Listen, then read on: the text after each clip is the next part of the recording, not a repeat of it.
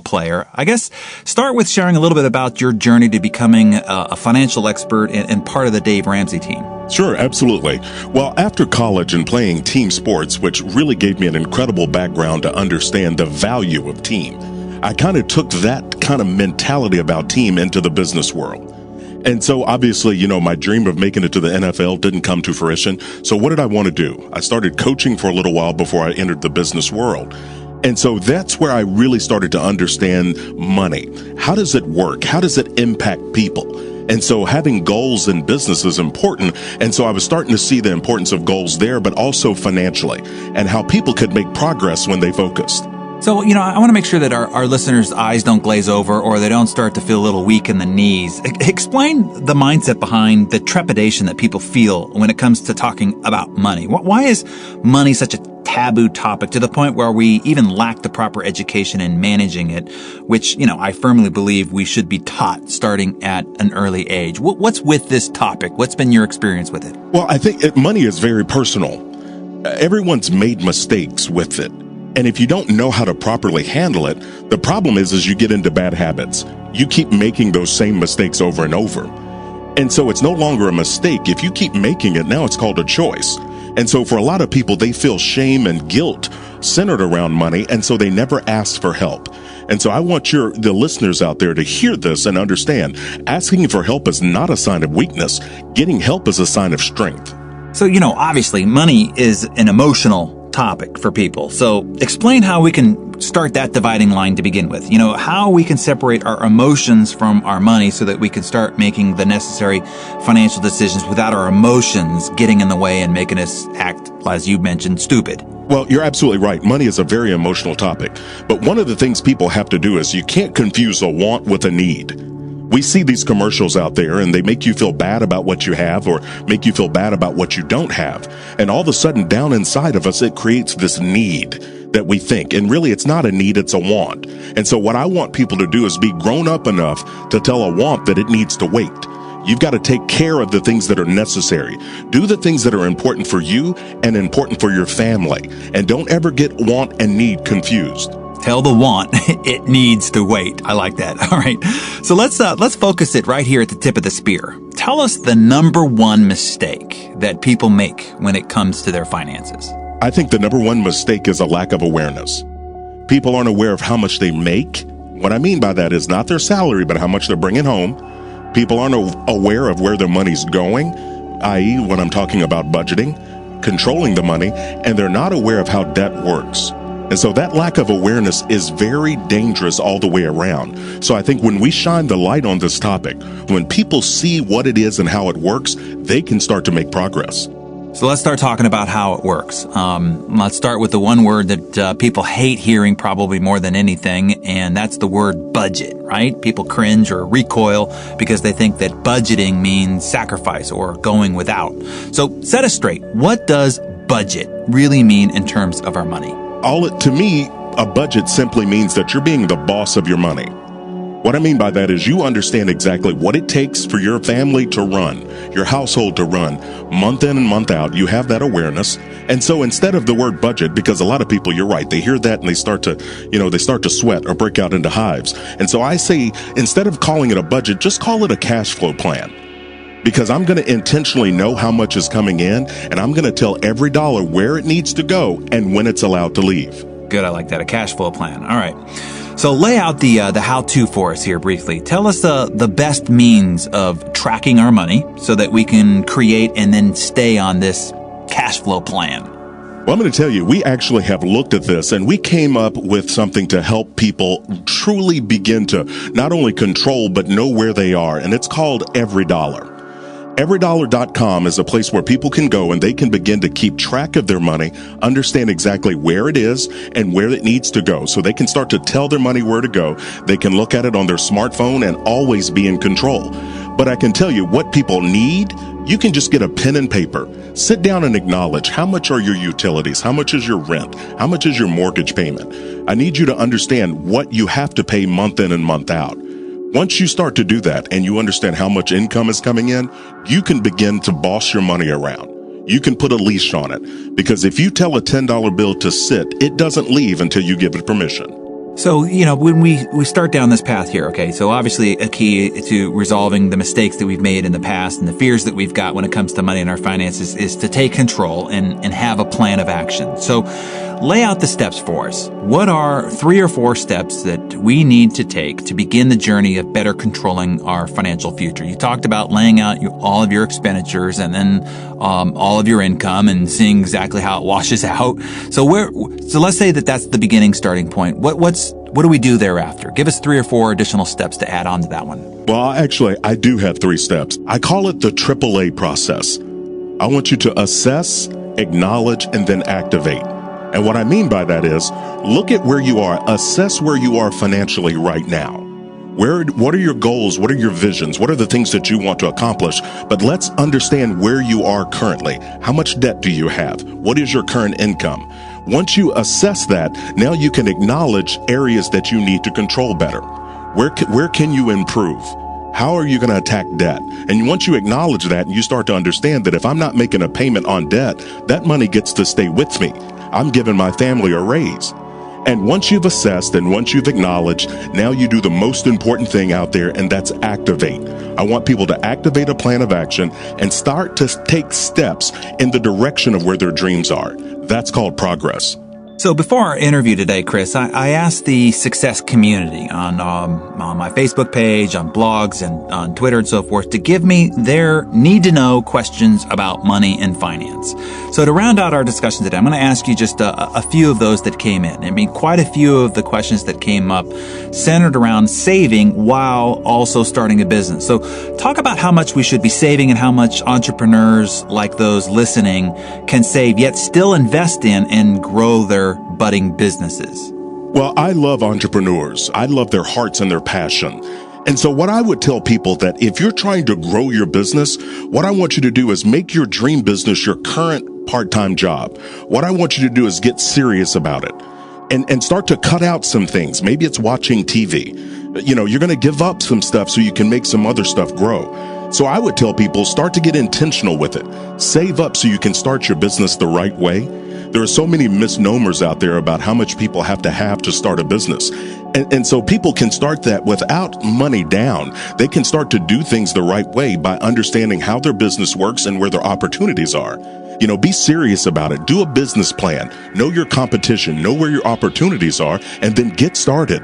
Nobody has to give you permission to be successful. That's a permission slip that we sign for ourselves. Yeah, and I'd say there's a big difference between an expense and an investment. Right? I mean, we have expenses that we probably need to cut back on dramatically in our lives and probably inside our businesses as well. But investments like investing in training and development, investing in the right people to build your business with, investing in the right systems that it's going to take to scale instead of building and blowing up your business. Big difference between expenses and investment. So, the formula I'd suggest is reduce your expenses as much as possible and increase your investments as much as possible while staying into your cash flow or / budget, as we talked about before. I'm going to ask you this question. How much of making money is a mindset versus an action was the question. I mean, obviously it's a combination of both, but which one has the greatest impact in your view, and how can we strike a balance between them to raise our money IQ? That's a great question. I think we've all made mistakes not understanding how money works. So I think there is definitely an aspect of the head knowledge, the understanding things, but then we also learn from our mistakes. And so what I would tell people is that, and my answer to this is, if you're trying to make money and be successful with money, then it's going to be 20% head knowledge, but it's 80% behavior. It's our actions. It's being able to control ourselves. Like I was talking about earlier, understanding the difference between a want and a need, and then not allowing that want to push you off your game plan. So when you're focused that way and you take those actions, you understand that I'm being offensive by helping my dream grow, and I'm playing defense by preventing anything from distracting me from my goal. Well, let's do a little more defense here then. Another great question here is, what are some of the common debt traps that people get themselves into? And then how do you recommend people get themselves out of the ones that you've identified? Well, I think debt has become so readily available to us. If you walk around any airport, there's somebody in there peddling a credit card, offering you a free flight. And so I would say credit cards are definitely dangerous. Car loans are also dangerous. And so you start to look at that. There are 7 and 9 year car loans right now.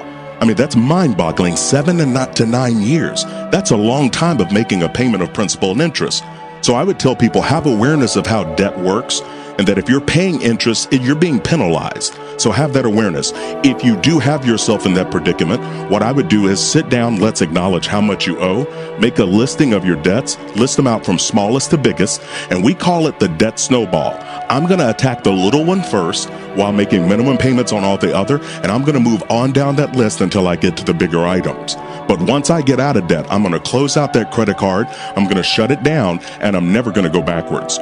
You know, one of the things I love about some of Dave's advice is, you know, what he calls the 6 stupid taxes that people pay voluntarily, right? You know, like playing the lottery. You know, anybody that basically takes $1 and hands it over the counter to buy a lottery ticket is just deemed stupid, right? I mean, your chances of winning the lottery are, it's far less than getting struck by lightning. I mean, it's actually, you have a greater chance of being crushed by a vending machine to death than you do winning the lottery. Yet people pay this tax voluntarily over and over and over again. Another would be gambling. Do you remember some of the other sins, or what are some of the ones that you, in the clients that you're dealing with directly, that you're like, I can't believe you're spending that kind of money on this? What are 3 or 4 that maybe somebody listening goes, uh-oh? What are 3 or 4 that you see? Well, I can tell you, there's some that jump out to me. Having worked with people in Hollywood and up in New York, I had one gentleman, they were spending about $5,000 a month eating out. $5,000 a month. And he sat down and he started to add that up. And I told him, I said, you could have hired a personal chef for $3,000 a month. And so that, looking at eating out, that's a big deal. Also, your weekend spending habits. You see, we get out, we work hard Monday through Friday. The problem is that we celebrate Friday through Sunday. And that's the time that people spend the most amount of money. So what I want people to do is, listen, I'm fine with you having some stuff. I just don't want stuff to have you. So let's get on a budget and let's start to have fun, but within some constraints, some set dollar amounts. And that's how much you're going to spend over the weekend or eating out or whatever it is. That way on Monday, you don't wake up frustrated financially with what happened over the past weekend. Yeah, great point. Now, this question I know speaks to certainly your strength zone, and that is retirement. You know, obviously we don't want to have to work forever because we have to. We want to work forever because we absolutely love to. But what are your best recommendations for retirement investing strategies? Any ideas beyond the convention of, mutual funds and the rest of the snore stuff out there? Well, I can tell you this. There are many options out there for investing. And one of the most important things is for people to understand their risk tolerance. What is their expectation? How much risk are they willing to take? And what is their time frame that they're saving toward? One of the things that I know is that in retirement, it's not an age, it's a financial number. And so I want more people in 40s and their 50s walking around living their dream, starting their dream business, or maybe they're doing what they're doing right now. But I want people to have that option. So understand the investing. If you don't understand what the option is or what the investment professional is telling you, then don't do it. Don't do anything you don't understand, because it's your money. It's the money that you're trying to work to provide for your family and to leave a legacy behind to your kids and your grandkids. So you need to understand it, understand how it works, and what are the potential risks associated with that investment. Yeah, if I could just share my own personal philosophy, I have a high risk tolerance when it comes to betting on myself, whether it be an entrepreneurial endeavor, a business proposition that I am fully capable of leading and driving and being the one shouldering the burden of whether it's successful or not. But I have a really low risk tolerance when it comes to the money I've already collected. My investment side is low risk. My earning side is high risk. And your advice of, if you don't understand it, you shouldn't be doing it, because that's really the bottom line. If you don't understand the investment vehicle or what it is that your financial advisor is buying, it's probably not a good idea for you to be doing it. And the last bit of this, Warren Buffett's rule of never lose money, right? I mean, once you have earned the money, paid the tax man, paid all the expenses, paid the employees, paid the partners, and you've got money, never lose that. And so if it's possible for you to hand it over to someone or to some investment that you don't understand, and it's possible for you to lose money, not a good strategy. So it's so important for people to understand, like I said, where they are in life, where they are financially, where they are in their proper income earning years, and then have a strategy overall. Understand that when you hire an investment professional, you're not hiring someone to tell you what to do. You want to think of your money like you're the team owner. You're looking to hire a general manager when you hire an investment professional. You want someone that can help you achieve the goals that you set out to achieve. But we can't toss them the keys to your dreams. Good. So you have to keep responsibility for that. You've got to own it, and you've got to make sure you're managing it properly. Yeah, good advice. All right. So here's a question I really love. Give us some tips for getting children started on the right path with money. I mean, so many of us didn't have money role models growing up, and we want to change that with the next generation. So where do we start? What's your advice? I think one of the most important things you could do with a kid is to sit down and talk with them. You know, they're so impressionable. They're like clay. We can mold them, but we have to spend the time helping them understand it. And so one of the things that we teach people to do out there with their kids is to understand that there are three categories, three things you do with money. You give, you save, and you spend. And so for the three Hogan boys, they understand whenever they earn commission. Now, hear me when I said that. We do commission. I don't give out allowance. When the boys do their chores, when they do the things on their list, they get paid if they work. If they don't work, they don't get paid. So I'm teaching them something there as well.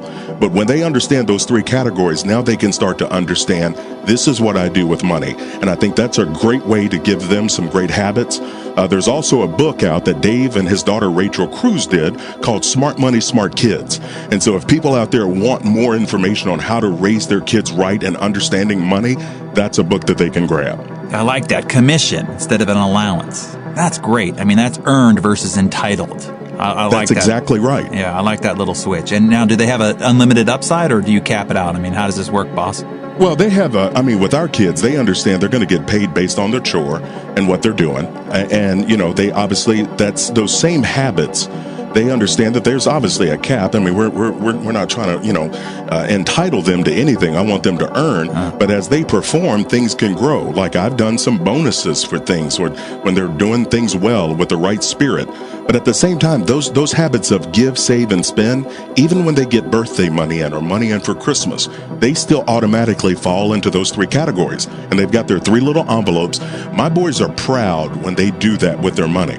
And it makes I can see their little self-esteem growing and them being confident in it. And so that's a good thing. I know with my boys that's a lesson that will always stay with them. All right, let me make sure that everybody got that. Okay, so your kid earns $1. What do they do with the $1, and what are the three envelopes again? Yeah, so they sit down. The three envelopes are give, save, and spend. Okay. And so let's say, for example, if they had gotten $3, well, they put $1 in each of those three envelopes. So it's 33% regardless of the amount, like if it's Correct. $100 or $10. Absolutely. Okay. Yeah, and you can help them with that, but it's easy for my kids to do the math. They know if they want to go out and buy something, they've got money saved up in their spend envelope, but they know that they don't touch the give and they don't touch the save. And so that's the envelope that they take out with them if we go to the store and permit them to buy something. And so they feel proud when they pull out their own little wallet and spend their own money. You can see how proud they are to get the receipt and to get their change. That's great. Now, the give envelope, is that give to charity, or would that be giving, like buying a birthday gift for a friend? I mean, how does the give, because that's pretty big percentage on the give side. It is. And for them, we want them to understand that having a giving spirit is so important. And so that is to charities. That's to the local church, however they want to do it.